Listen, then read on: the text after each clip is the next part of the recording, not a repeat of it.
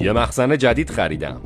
جای خوابشو با خاک واقعی، خونه پلاستیکیشو با چوب واقعی و گیاهای مصنوعی رو با گیاه زنده جایگزین کردم.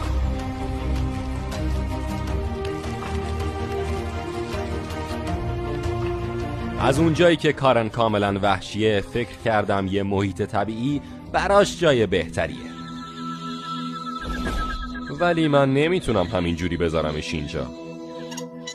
اون تمام عمرشو توی یه فروشگاه با غذا و خونه مصنوعی بزرگ شده. میدونه چجوری تونل بزنه، غذا پیدا کنه یا حتی شکار کنه.